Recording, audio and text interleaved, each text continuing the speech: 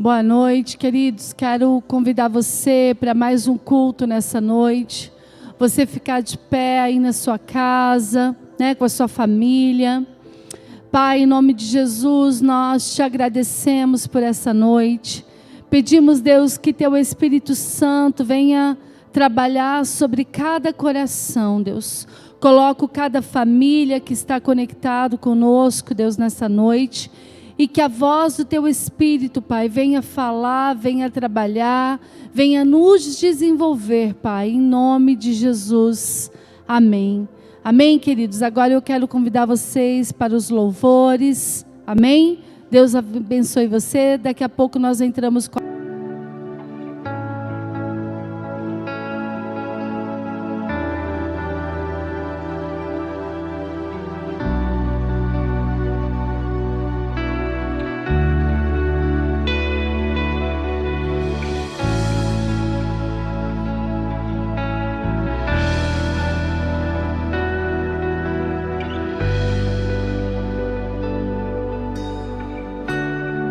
Faz-me morrer pras coisas desse mundo. Faz-me esquecer as coisas que me afastam de você. Teu nome é como um unguento derramado em minhas feridas, que me cura, restaura a alegria. Do teu perdão é tudo que eu preciso. Cura minha alma, restaura o meu sorriso. E quando tu chega, fica tudo colorido. Fica tudo colorido. Faz outra vez. Faz outra vez, faz outra vez, como na primeira vez. Faz outra vez, faz outra vez, faz outra vez, como na primeira vez.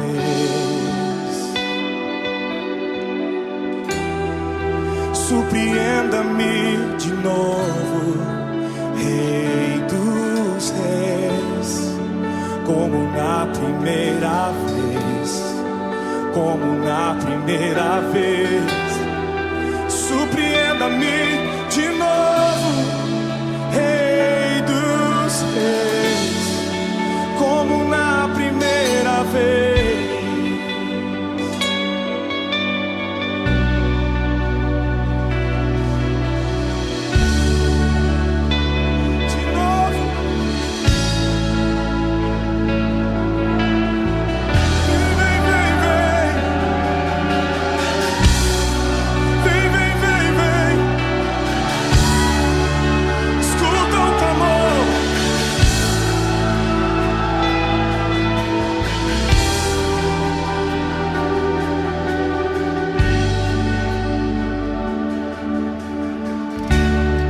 Faz-me morrer pras coisas desse mundo.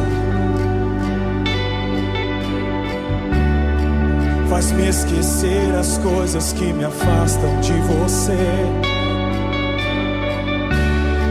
Teu nome é como um unguento derramado em minhas feridas, que me cura, restaura a alegria. Teu perdão é tudo que eu preciso.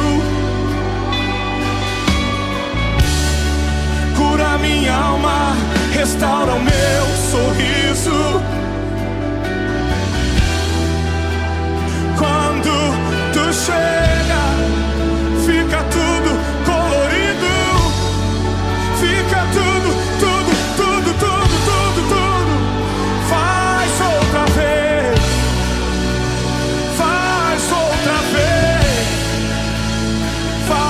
Outra vez, como na primeira vez. Faz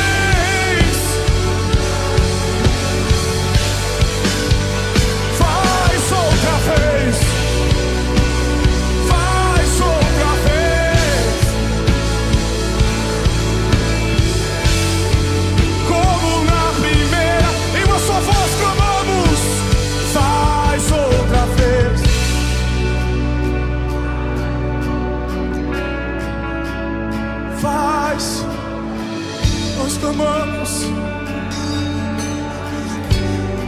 Vem, vem, vem.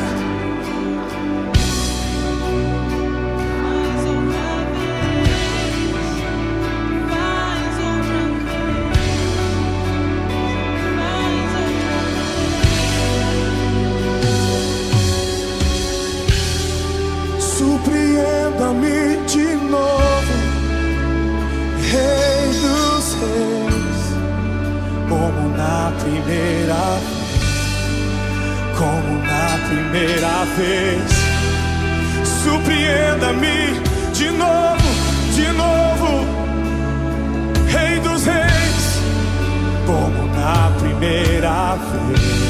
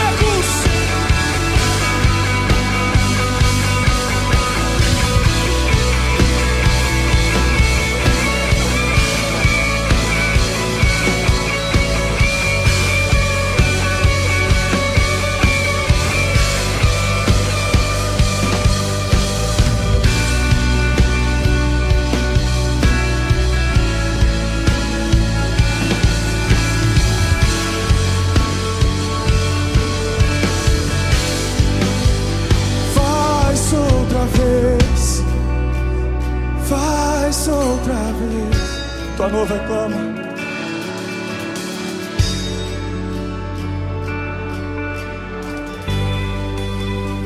Faz outra vez.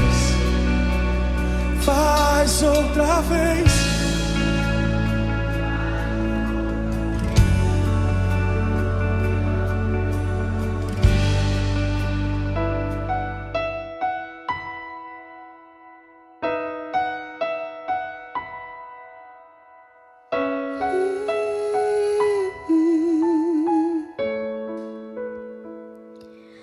Amanheceu, nada pesquei.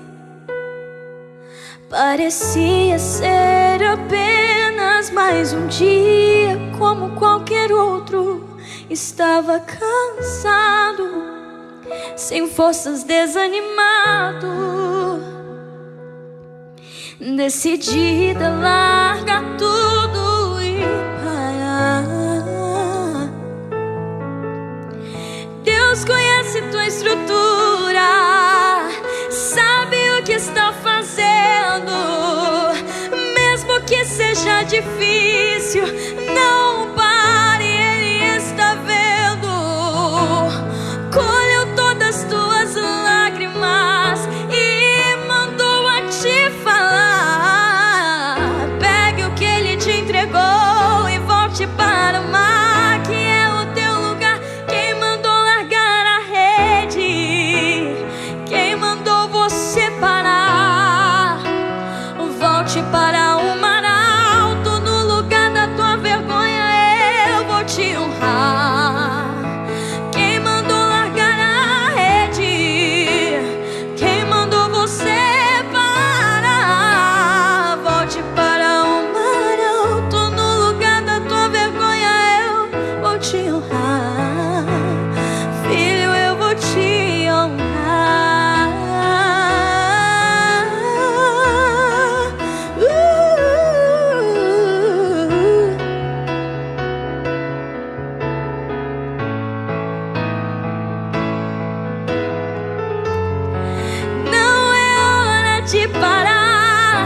Deus contemplou o teu caminhar. Eu sei que é difícil prosseguir quando tudo lhe faltar. Esse cenário vai mudar, a tua hora chegará. Há tempo pra tudo. Quem mandou largar a rede? Quem mandou você parar? Volte para o mar alto. No lugar da tua vergonha eu vou te honrar. Quem mandou largar a rede? Quem mandou você parar? Volte para o mar alto. No lugar da tua vergonha eu vou te honrar. Filho, eu vou te honrar.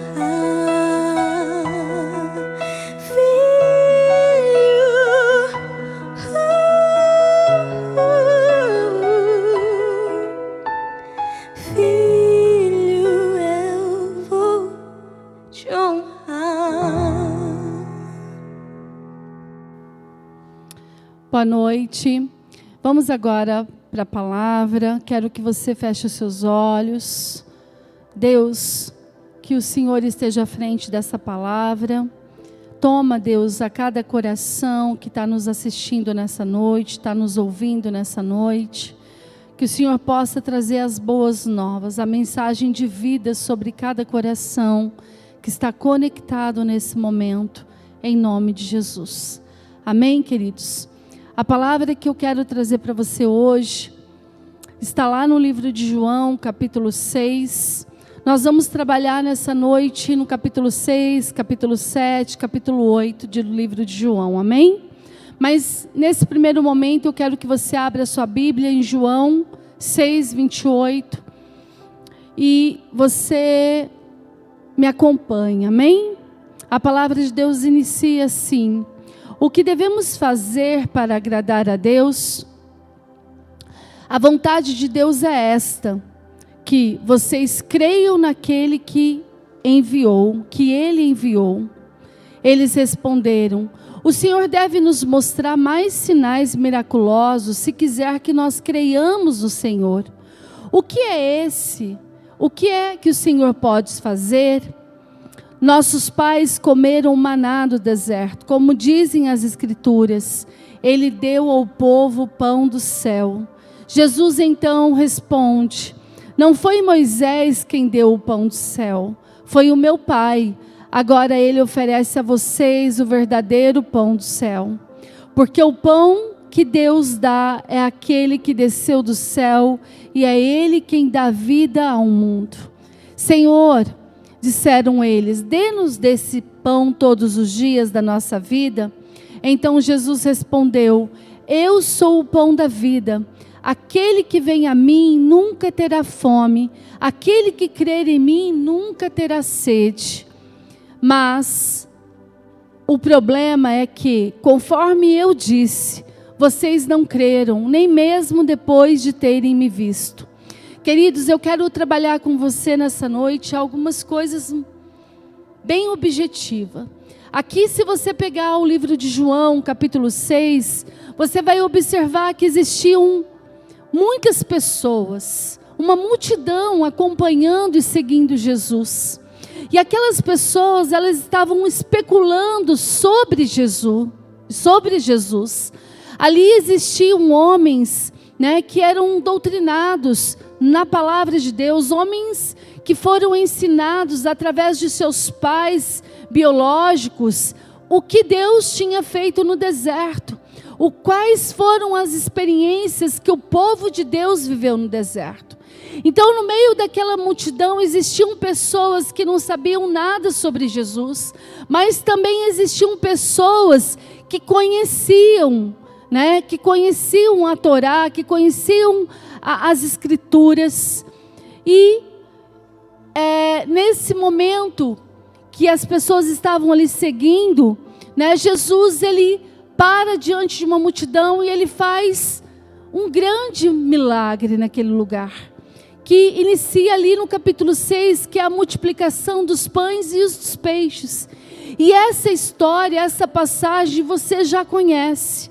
Mas eu quero chamar a atenção sua para o movimento que aquelas pessoas estavam vivendo, aquele contexto que estava acontecendo. Ali, uma grande multidão seguia Jesus, e Jesus, ele sente a necessidade de alimentar aquelas pessoas. Então ele pega 5 pães e 2 peixes de um rapaz, de uma pessoa que estava no meio da multidão.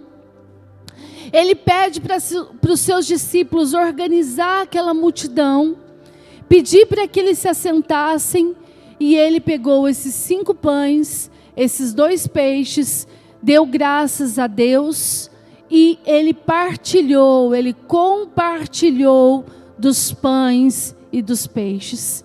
E a palavra de Deus nos mostra que mais de 5.000 pessoas foram alimentadas com aquela pequena porção. E aí as pessoas, elas ficaram ainda mais fascinadas sobre a pessoa de Jesus. E elas continuavam a seguir Jesus. E é aí onde eu entro no início da minha palavra nessa noite, que eu comecei a ler com você o versículo 28. Então, uma pessoa na abordagem desse contexto chega para Jesus e pergunta: Jesus, o que nós devemos fazer para agradar a Deus? E eu achei isso muito curioso.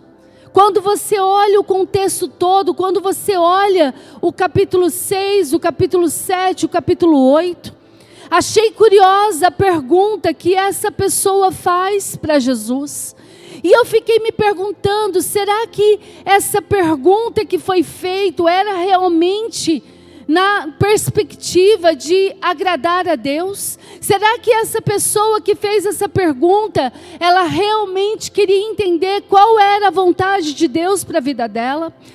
Será que realmente a pergunta que essa pessoa levantou naquele contexto, ela queria realmente atingir a vontade de Deus? Ou ela simplesmente queria atingir os seus próprios objetivos ou a sua própria curiosidade? Muitas vezes, queridos, nós ficamos camuflando as situações, e nós precisamos ser claros e objetivos com aquilo que nós queremos. E Jesus, ele é preciso, Jesus, ele é claro naquilo que ele tem para fazer. Quando essa pergunta é lançada, olha aí no versículo 29, 6:29, quando essa pergunta é lançada para Jesus, Jesus, ele é o objetivo, e ele fala: a vontade de Deus é esta, que vocês creiam naquele que ele enviou. Jesus, ele fala abertamente: se vocês querem agradar a Deus, só existe uma forma, só existe um caminho: crer naquele que enviou. Então, essas pessoas continuam a perguntar para Jesus quais eram os milagres que Jesus poderia fazer, né, para mostrar quem ele era. Então Jesus, ele responde, né, com objetividade. Lá no versículo 35 ele fala: então respondeu Jesus: eu sou o pão da vida, aquele que vem a mim nunca terá fome, aquele que crê em mim nunca terá sede. Nós podemos ver, querido, que Jesus, ele continua falando: mas vocês têm um problema. Conforme eu disse, vocês não creram, nem mesmo depois de terem me visto. Podemos ver que existe um problema agravante no meio daquele povo. Eles estavam pedindo para Jesus sinais, mas eles não conseguiam ver os sinais que Deus já havia enviado. Perceba que essas pessoas chegaram para Jesus e perguntam assim para Jesus: o que você pode fazer, Jesus, para que nós creiamos em você, para que nós entendamos que você é o Filho de Deus? Perceba, querido, e Jesus responde para eles: vocês estão com um grande problema entre vocês. Vocês estão me vendo, mas ainda continuam não crendo. Vocês viram todo o processo que aconteceu na multiplicação dos pães e dos peixes, mas vocês continuam precisando de mais para vocês entender quem eu sou. Perceba que eles pediam sinais para crer em Jesus, mas aquilo que Jesus já havia feito ainda não era suficiente para que eles entendessem quem Jesus era, por quem Jesus foi enviado e para que Jesus foi enviado. Queridos, eles estavam tão preocupados com as respostas que eles esqueceram de perceber e de entender quem era efetivamente Jesus. Eu quero que você pense junto comigo. Quando nós estamos na presença de Deus, nós somos cheios, nós somos trabalhados pela presença de Deus, por Jesus. Imagina Jesus ali, tete a tete, conversando com eles, e eles ainda assim, eles estavam tão presos nas respostas que eles queriam, que eles não perceberam a glória de Deus. Perceba, quando a incredulidade tem espaço dentro de nós, nós não conseguimos ver o que já nos foi enviado e aquilo que nos foi revelado. Quando tudo que nós vemos, querido, é a nossa incredulidade, nós não conseguimos ver a revelação de Deus sobre a nossa vida. Essas pessoas, elas estavam seguindo Jesus. Então, eles viram ali a multiplicação, eles viram os peixes serem multiplicados, os pães, e ainda assim não tinham percebido a presença e a glória de Deus naquele lugar. Eles não tinham percebido que Jesus era o Messias, que Jesus era o Filho de Deus. A forma que nós nos achegamos até Deus faz toda a diferença. Essas pessoas, elas queriam conhecer Deus, mas precisavam de tantas respostas para crer naquilo que já havia sido revelado. E eu quero perguntar hoje para você, será que você não está esperando tantas coisas e você tem esperado tantas respostas que você tem se esquecido de você trabalhar com o que você já tem recebido? Será que você está aguardando para você fazer ou se posicionar em algo que Deus já falou no seu coração, mas todos os dias você espera alguma resposta, algum movimento que Deus revele, que Deus fale para você se posicionar? Perceba que essas pessoas, elas estavam diante da verdade e elas pediam a verdade. E eu e você, muitas vezes, nós precisamos sair da perspectiva que nós temos e entender qual é a perspectiva que Jesus tem para nós. Jesus, ele era o próprio Deus. Jesus diz: eu sou aquele que Deus enviou.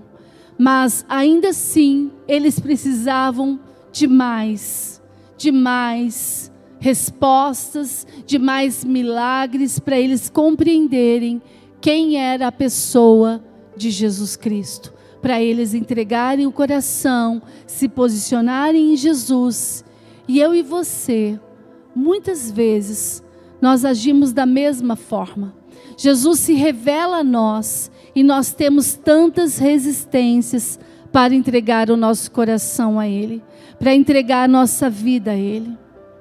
Nós temos facilidade, querido, para ficar buscando, ficar caçando muitas vezes pelo em ovos, né? Para ficar criando argumentos, para ficar criando desculpas, para não nos posicionar naquilo que nós devemos, para não trazer para nós a responsabilidade de mudança de vida com Deus, de se entregar de fato e por completo para Deus. Se você continuar lendo o livro de João, nos próximos capítulos, você pode ver que existe uma mulher que foi pega em adultério. E essa mulher, ela deveria, pela lei que existia na época, ser apedrejada. E Jesus, com toda a sabedoria, ele chega para aquele povo, para aquela multidão que estava pronto para condenar aquela mulher. E ele fala assim: quem nunca pecou, atire a primeira pedra. Jesus, ele faz essa pergunta, ele faz essa afirmação, primeiro porque Jesus, ele conhecia a vida de cada um que estava ali. E ele sabia que muitas pessoas que estavam naquele lugar, estavam da mesma forma, ou fazendo as coisas parecidas que aquela mulher estava fazendo.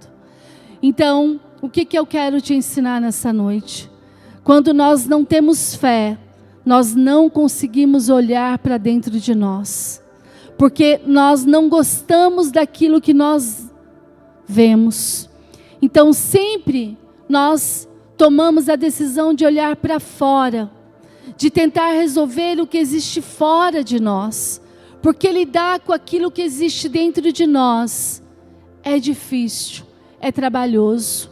Quando Jesus, ele aborda aquelas pessoas e fala: olha, se você nunca pecou, atire a primeira pedra. A palavra de Deus diz que, à medida que Jesus disse isso, as pessoas, elas saíram. E Jesus olha para aquela mulher e fala: vai e não peques mais. Jesus diz para aquele povo: vocês estão com um problema. Vocês conseguem ver tudo, até cuidar da vida dos outros, mas vocês não conseguem ver a mim. Vocês não conseguem enxergar quem eu sou. Vocês conseguem enxergar os erros dos outros. Vocês conseguem enxergar aquilo que vocês precisam ter como respostas, mas eu estou diante de vocês e vocês não conseguem entender e compreender a minha presença em vocês. Quando tudo que nós vemos somos nós não vemos Jesus. Quando tudo que nós conseguimos observar, querido, são as nossas dores, as nossas decepções, os nossos questionamentos. Quando tudo que nós vemos só fica em nós, nós não entendemos sobre Jesus. Nós não vemos Jesus. Sabe por quê? Jesus, ele veio e ele morreu e ele ressuscitou por você. Então, a maior objetividade de Jesus não era atingir ele, mas era atingir você. Então perceba que você e eu, nós precisamos entender o contexto, entender que a nossa fé em Cristo, ela precisa ser de uma forma ousada, ela precisa ser de uma forma trabalhada, uma forma que aonde falta a minha força, eu entendo que Deus está no processo, que Deus vai trazer à existência as coisas que não existem. E eu quero, para a gente finalizar, quero que você vá lá no capítulo 9, e ali acontece algo fantástico. Jesus, ele faz mais um milagre, ele cura um cego de nascença. E ali os líderes judeus chamam aquele rapaz para entender o que havia acontecido. Quem tinha curado aquele jovem daquela cegueira? E eles não ficam satisfeitos com a resposta que o jovem traz. O jovem fala que ele havia sido curado por Jesus. Então esses líderes judeus vão e chamam os pais desse rapaz. E os pais ficaram receosos, né, de dar a resposta para esses líderes judeus. Então os pais falam assim: ele já é de maior, então chame e pergunte vocês mesmos para ele. E eles vão e chamam novamente aquele cego que foi curado. E eu quero que você entenda qual é a personalidade desse jovem que foi curado por Jesus. Eles chamam esse jovem, abre lá, 9, 24, do 9, 24 até o 33. 9, 24 ao 33. Olha que fantástico a resposta desse rapaz. Portanto, pela segunda vez chamaram o homem que tinha sido cego e disseram: para a glória de Deus, diga a verdade. Nós sabemos que esse homem é pecador. Eu não sei se ele é pecador ou não, respondeu o homem. Porém, isto eu sei, eu era cego e agora eu vejo. Mas o que foi que ele fez? Perguntaram. Como foi que ele abriu os seus olhos? Olhem, exclamou o homem, eu já contei tudo uma vez. Vocês não ouviram? Por que querem ouvir outra vez? Será que vocês também querem se tornar discípulos dele? Com isso eles ficaram ofendidos, ofenderam o homem e disseram: você sim que deve ser discípulo dele. Nós somos discípulos de Moisés. Sabemos que Deus falou a Moisés, mas quanto a esse, nem mesmo sabemos de onde vem e de onde ele é. Pois isto é muito esquisito, respondeu o homem. Ele pode curar os cegos e apesar disso os senhores não sabem de onde ele vem? Ora, sabemos que Deus não atende a pecadores, mas não tem ouvidos abertos para aqueles que o adoram e fazem a vontade.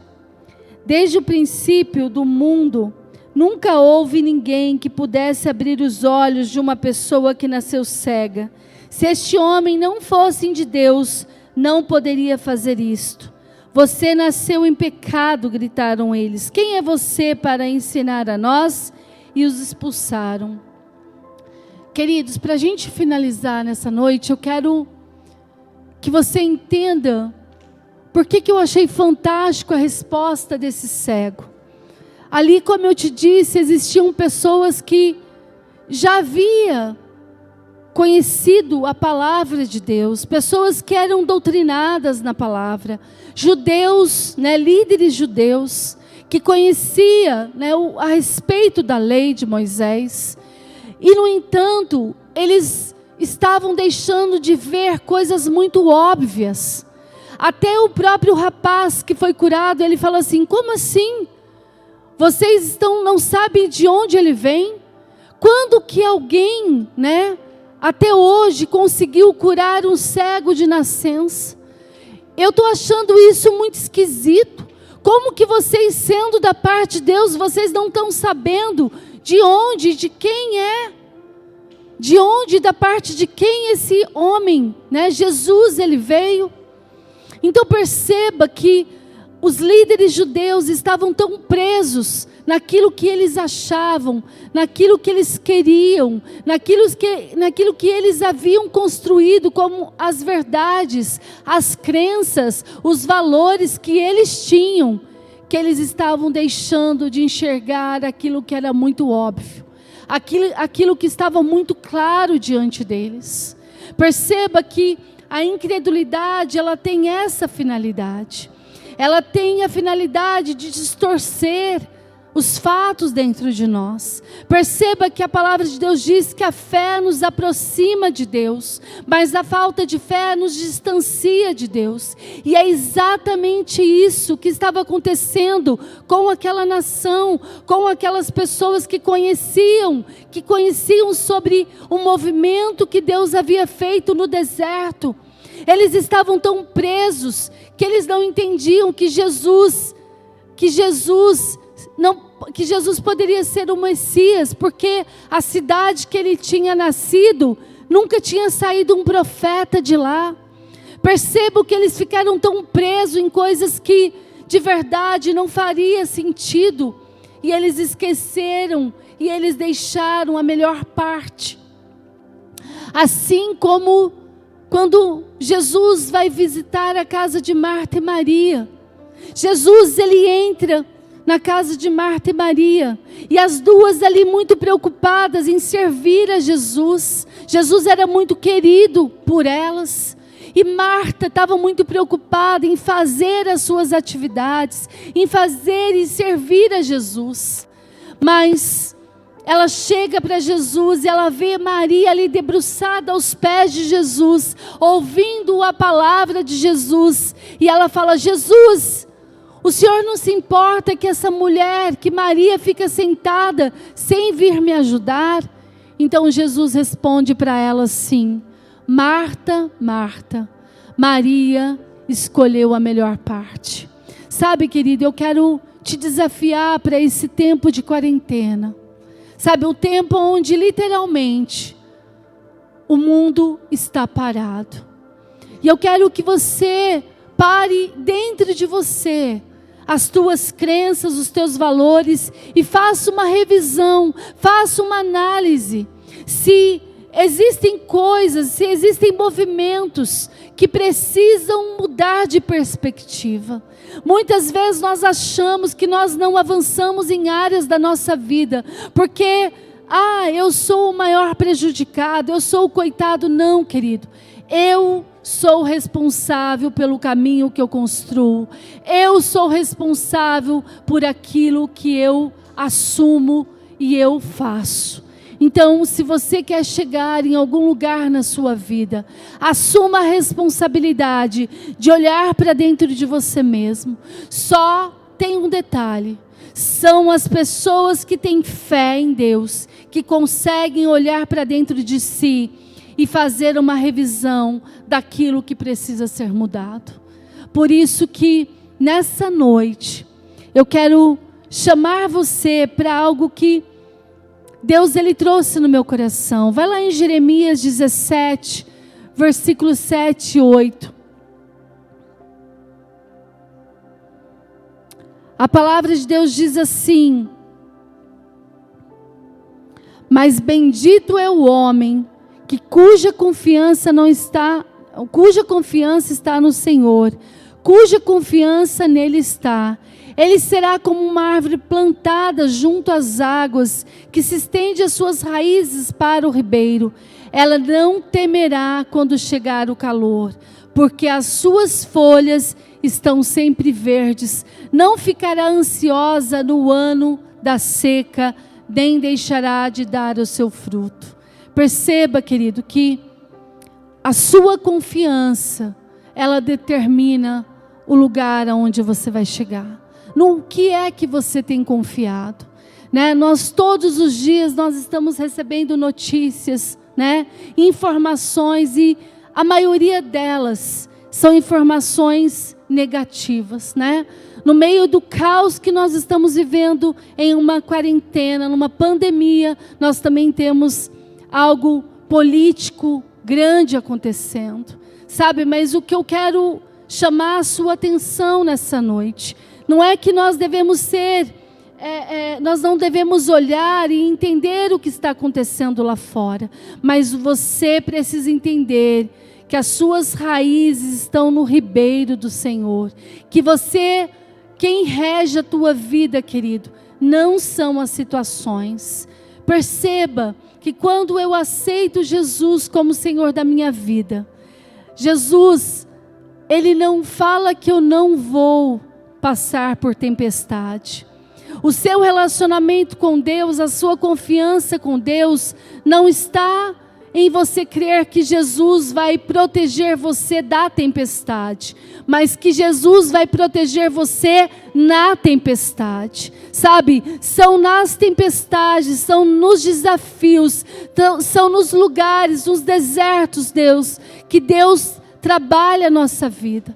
Então perceba que nesse grande movimento de crise, você tem a oportunidade de você aprender a viver o senhorio de Deus na tua história. Você confiar em Deus, você descansar em Deus, mesmo em meio ao caos. E é isso que eu quero deixar no teu coração. Nós precisamos entender que Deus não necessariamente vai proteger você da tempestade, mas vai proteger você na tempestade. Amém, querido? Precisamos ter fé, porque isso nos aproxima de Deus. Ontem à noite eu orando, Deus trouxe ao meu coração o vale de ossos secos, Ezequiel capítulo 37, você já deve conhecer. É um texto que eu me fortaleço muito, porque desde o início da minha vida com Deus, do meu início com Jesus, ele me ensina através dessa passagem.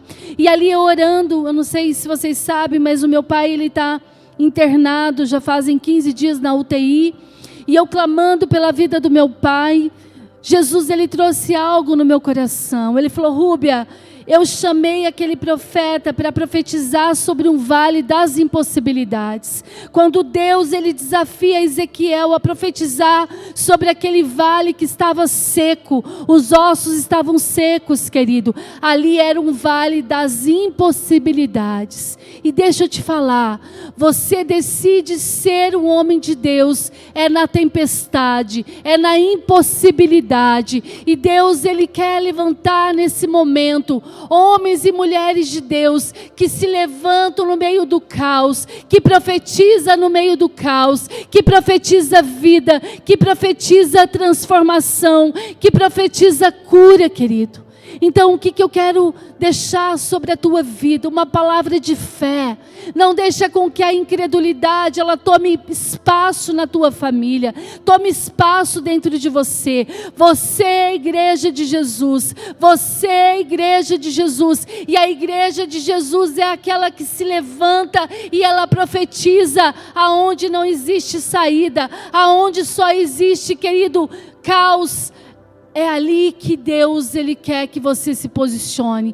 Qual a área da sua vida? Seja ela financeira, seja ela saúde, seja ela ministerial, seja ela espiritual. Qual é o lugar que você precisa se levantar como homem de Deus e profetizar sobre aquilo que você não vê saída?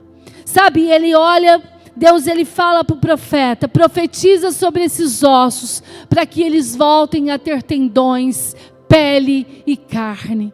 Sabe, eu fiquei tentando me colocar no lugar daquele profeta. Ele andando no meio daquele vale, andando no meio daquele caos, e ele tendo que se posicionar como homem de Deus.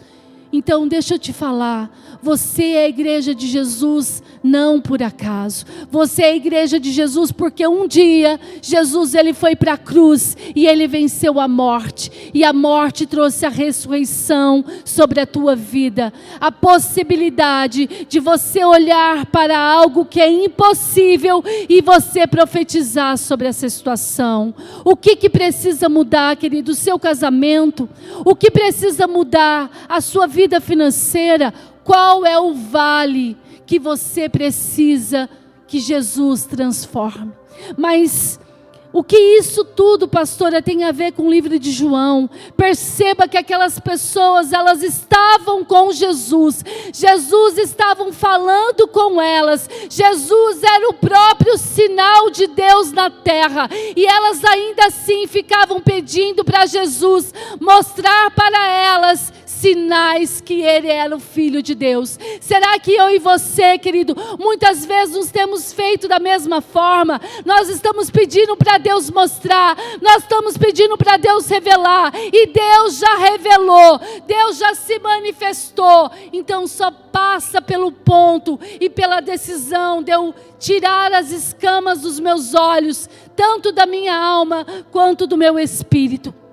Em nome de Jesus, que você possa olhar para a tua casa, que você possa olhar para os teus filhos, que você possa olhar para o teu casamento e você profetizar a bênção de Deus, que você possa olhar para uma nação e você profetizar o amor de Deus. Nesse momento, querido, existem muitas famílias que estão perdidas sem direção, e você é a igreja de Jesus, e Jesus, ele é o sal, ele é a luz do mundo, e essas pessoas precisam dessa luz sobre a vida deles. Então não cale-se diante daquilo que você acha que é impossível, mas se levante diante daquilo que é impossível e seja a boca de Deus, seja homem de Deus e mulher de Deus. Tenha coragem para você enfrentar os dias maus, e tenha força e fé no seu coração, em nome de Jesus.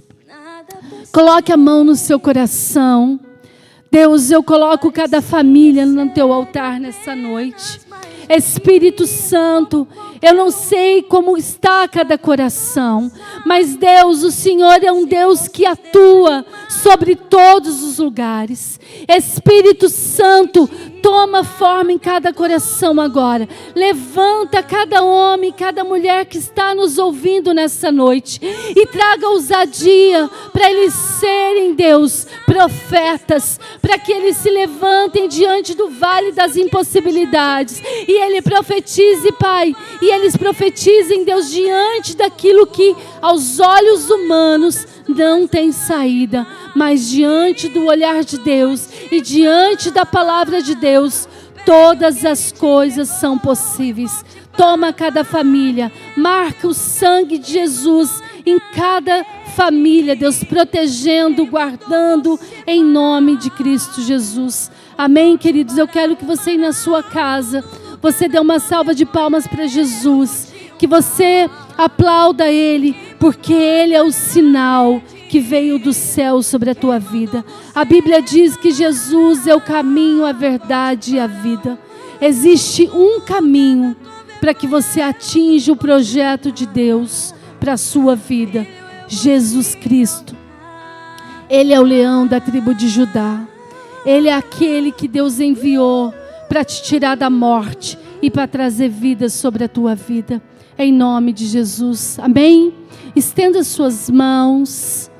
Que a paz do Senhor e a graça do Senhor esteja sobre a tua semana, te dando força, fé e esperança.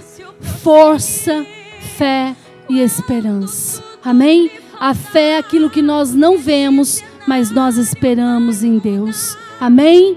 Então, que você vai para a melhor semana da sua vida, em nome do Senhor Jesus Cristo. Amém.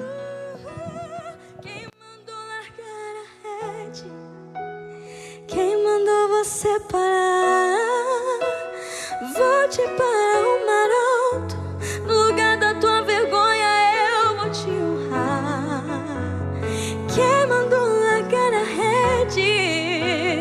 Quem mandou você parar? Vou-te para o mar alto, no lugar da tua vergonha eu vou te honrar. Filho, eu vou te honrar.